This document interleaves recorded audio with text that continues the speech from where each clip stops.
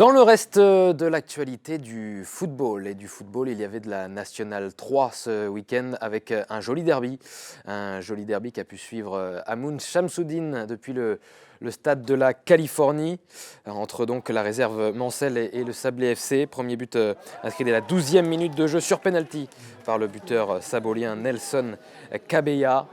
Le deuxième but intervient rapidement à la 19e minute de jeu par Ibrahima Sori Keita, 2-0 après à peine 20 minutes de jeu pour les joueurs de Jérôme Drouin qui vont pousser encore. Et sur ce centre-tir d'Alexandre Vardin, c'est un contre son camp, 3-0, à peine 30 minutes de jeu. Et puis 4-0, les malheurs de la réserve Mancel vont se poursuivre. 4-0 avec ce but de Moussa Doumbia, l'ancien Monceau justement. Et juste avant la pause, une réduction de l'écart signé Lobé, qui a réussi à tromper Charlet Fouché, le portier du Sablé FC. Sablé conforte sa place de deuxième et d'équipe forte de ce championnat de National 3, toujours à 4 points du leader, La Roche-sur-Yon. Sablé joue toujours la montée, évidemment, en National 2. On leur souhaite et on écoute Jérôme Drouin, le coach sabolien, après la rencontre. La victoire, c'est important. L'objectif, c'est de bien démarrer l'année. Voilà, il fallait bien démarrer le match, on l'a bien fait. Après, forcément, quand tu as 4-0 au bout de 35 minutes de jeu, ça te facilite la tâche. Mais voilà, il fallait gagner ce premier match de l'année, on l'a fait, donc l'objectif, il est atteint. Je pense que j'aurais aimé qu'on fasse mieux. Mais après, voilà, on ne va pas faire la fine bouche. Non, c'est important de gagner.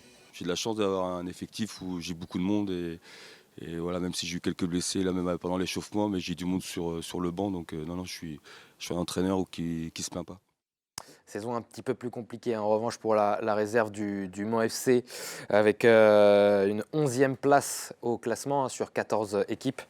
On va écouter la réaction de l'ancien entraîneur sabolien justement, actuel entraîneur de la réserve Mancel, Olivier Pignolet. C'est un début de match surtout, même si on l'entame je trouve bien. Après ce penalty vient un petit peu nous démobiliser peut-être, mais après dans l'engagement, dans les duels, on a été trop naïf sur des voilà. Je leur ai dit à la mi-temps, ce premier but c'est une perte de balle, ce deuxième but c'est presque une perte de balle. Enfin voilà, il y a trop de naïveté face à une équipe comme ça aussi expérimentée.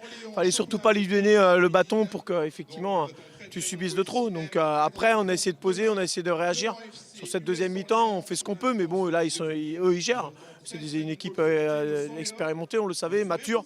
Il a été capable effectivement de cadenasser. Et même si on a quelques situations qui pouvaient être inquiétantes, je regrette surtout peut-être l'arrêt avant la mi-temps, qui aurait peut-être pu nous permettre de pouvoir enclencher quelque chose. Ça peut peut-être faire 4-2.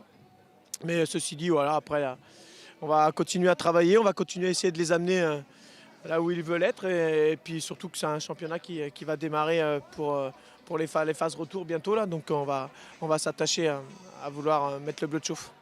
Ouais, bel arrêt de Charlet Fouché dans les buts saboliens qui a été encore une fois très important pour l'effectif sabolien. La course à pied à présent avec le grand retour du Cross Ouest France, départ du Cross As avec l'absence de Hassan Chadi, l'un des favoris en méforme qui a finalement choisi de ne pas s'aligner.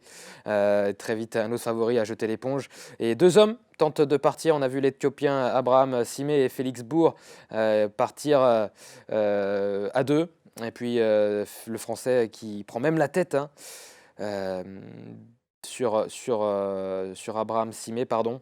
Malheureusement, il va être gêné quelque peu par le quad justement qui filmait la course dans une descente notamment. Et ça a permis à Abraham Simé de revenir et de s'imposer.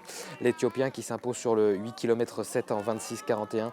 Félix Bourg est deuxième et Palko complète le podium. On va écouter le premier Français justement, Félix Bourg, deuxième de ce cross As homme. Ouais, ça va pas payer aujourd'hui, mais c'est pas grave. J'étais là pour faire le spectacle.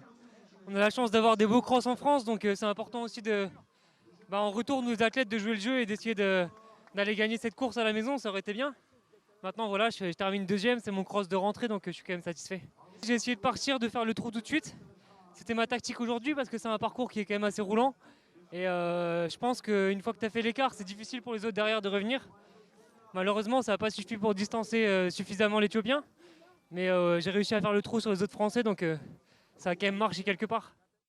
Regardons à présent le cross as dames avec beaucoup moins de monde, hein, seulement une vingtaine de participantes pour ce cross as dames sur ce 5 km 825. Eh bien, c'est l'Ougandaise Sarah Chelenga qui s'impose en 19-31.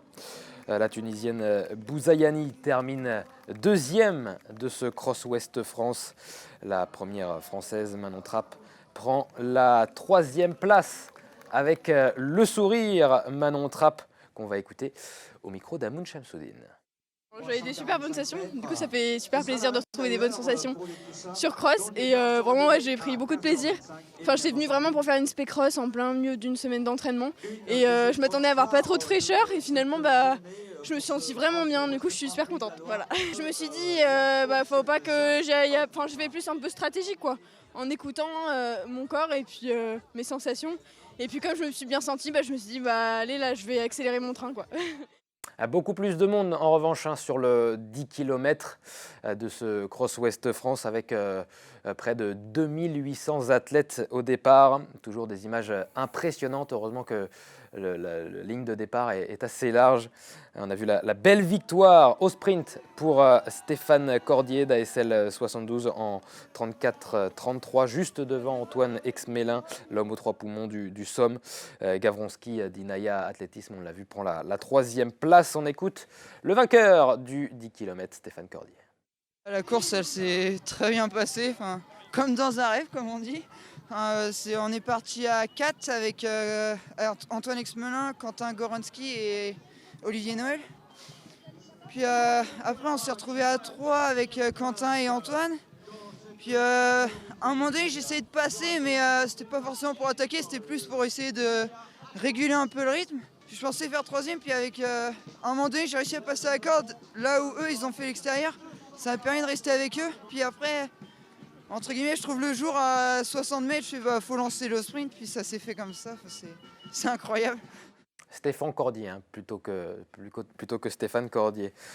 Chez les dames, également, ce 10 km a vu beaucoup de monde et surtout la victoire d'Hélène Collat d'Inaya Athlétisme en 39,07 après avoir fait la course en tête. Deuxième place pour Dany Le Sergent.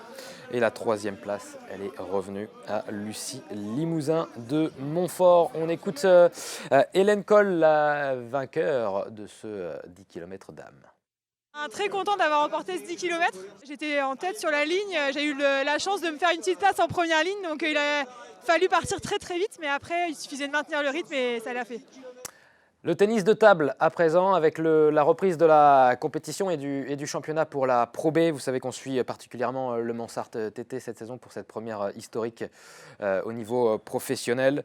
Et les Mancelles qui ont été surprises à Paris, elles ont seulement subi tout de même leur deuxième défaite de la saison.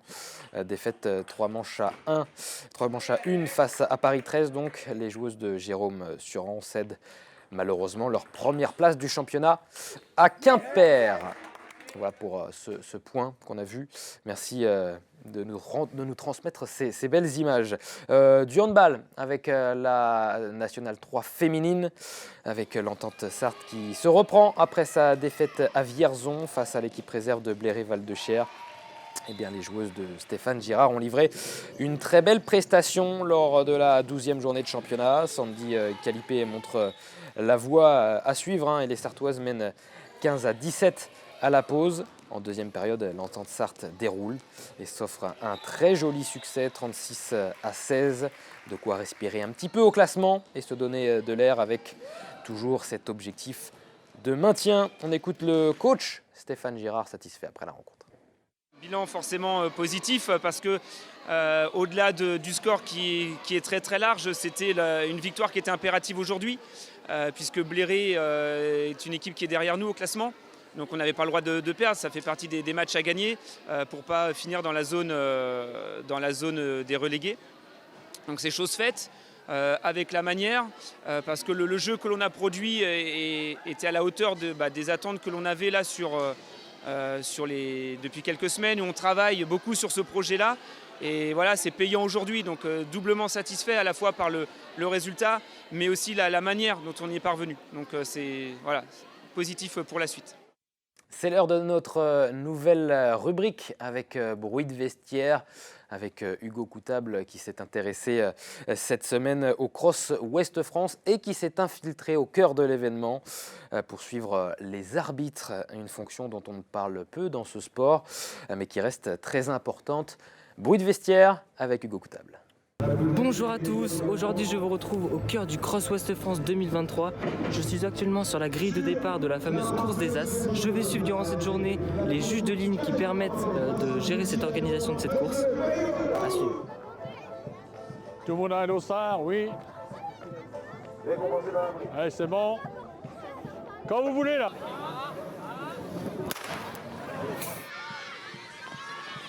Quelles sont les actions à mettre en place pour une course du Cross Ouest France par exemple? Ici d'abord c'est de respecter ce tracé de ligne. D'accord. Donc et tout ça c'est sur la responsabilité des juges départ, en l'occurrence Nathalie et puis Nolan, qui sont des juges qui ont passé des examens pour pouvoir pratiquer ce genre de jury. C'est un examen qu'il faut passer. Comment ça se passe? Alors il y a une formation sur le terrain et une formation également en salle. Pour apprendre un petit peu tout ce qui concerne la réglementation. C'est bon, c'est bon. C'est bon. Et c'est parti, voilà. Le départ de cette course As. Qui vient de s'élancer. Combien il faut de juges pour réglementer une course?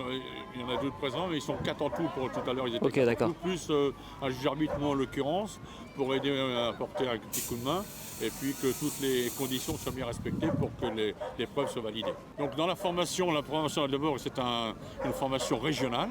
Donc l'examen se fait au niveau de la Ligue des Pays de la Loire. Suite à cet examen, les juges ayant une moyenne de 12 sont reçus et éventuellement ceux qui sont entre 10 et 12 restent juges départementaux. Okay, et ensuite, au bout de 2 ans de pratique en tant que régional, eh bien, les gens peuvent passer l'examen de fédéral qui permet par exemple de faire des championnats de France, voire pour quelques-uns des championnats du monde. Allez, pour la dernière. Et c'est parti, le départ est donné.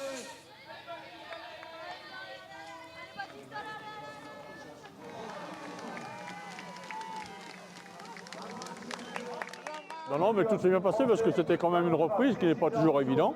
Mais dans l'ensemble bien passé avec une bonne fréquentation sur les 10 km comme vous avez pu le voir.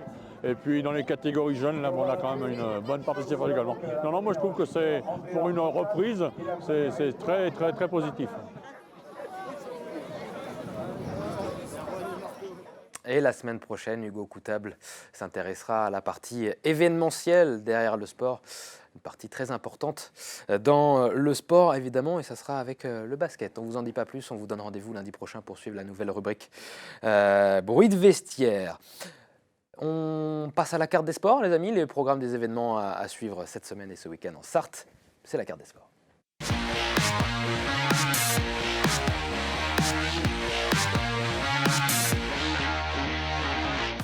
Un programme à vous donner ce week-end avec pas mal d'événements, notamment autour du Mans. On commence vendredi avec de l'équitation et un nouveau concours à Boulerie Jump au pôle européen du cheval.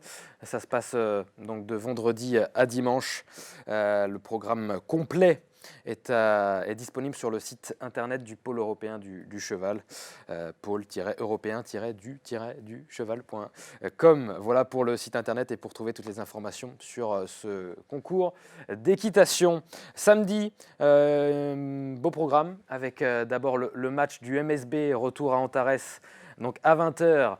Face à l'élan béarnais, Pau-Orthez. Donc, pour essayer de retrouver le succès, les joueurs d'Éric Delors vous attendent donc nombreux à Antares. À partir de 12 € pour les adultes, à partir de 8 € si vous êtes étudiant. C'est plutôt abordable, donc n'hésitez pas à vous rendre du côté d'Antares. Il y a toujours une partie très importante qui concerne l'événementiel. C'est un spectacle, c'est un show. Et le MSB et Antares sont très forts là-dessus. N'hésitez pas à vous rendre sur place pour aller encourager les tangos. Du basket également avec la Jalt qui joue en National 2. La Jalt qui affronte Rennes, un des cadors de ce championnat. Donc là aussi, c'est à 20h. Vous aurez le choix donc, entre le MSB ou aller supporter la Jalt. Prix des places à 5 €. Du water-polo avec le club des nageurs du Mans. Ça se passe aux Atlantides samedi à 20h aussi. 3 événements à 20h. Vous avez le choix pour votre soirée de samedi soir.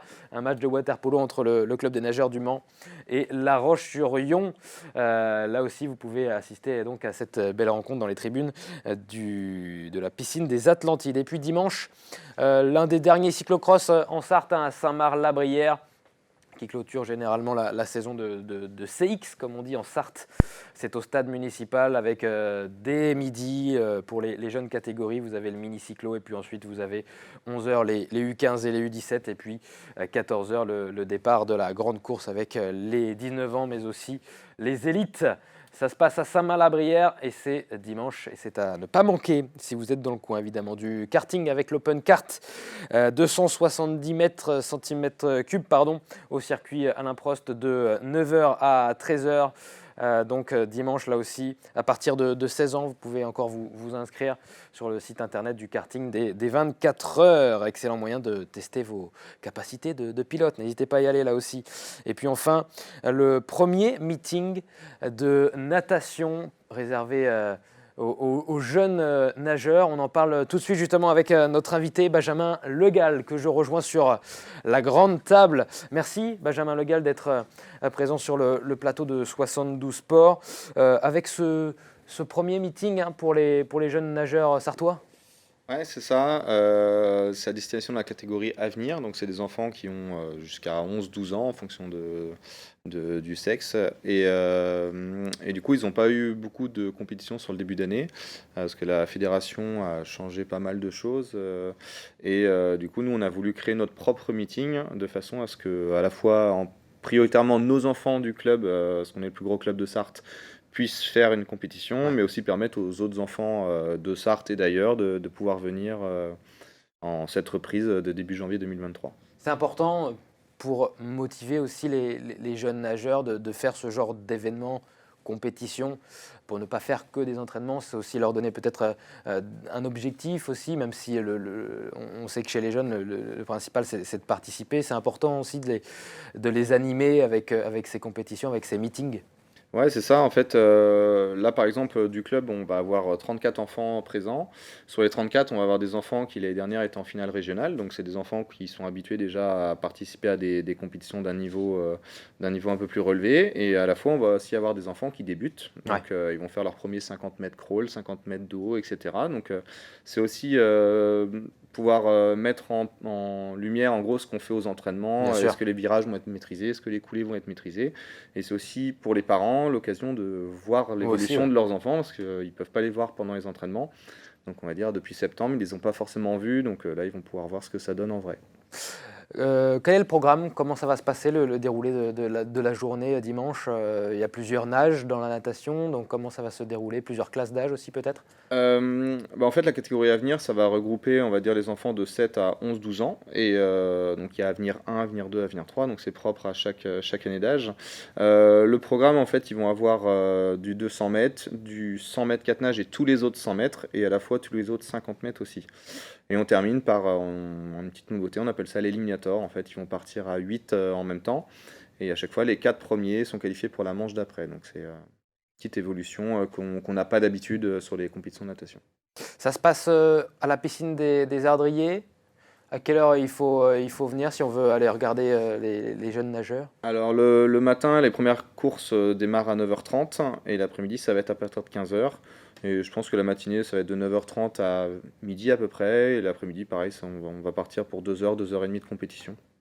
Et puis, s'il y a des enfants intéressés du Mans, ils peuvent se rendre donc à la piscine des Ardriers pour peut-être prendre un premier contact et après intégrer le club des nageurs du Mans. Vous avez pas mal de licenciés déjà, mais j'imagine que vous êtes ouvert à prendre et à entraîner d'autres enfants. Ouais, c'est ça. On a 560 licenciés dans le club.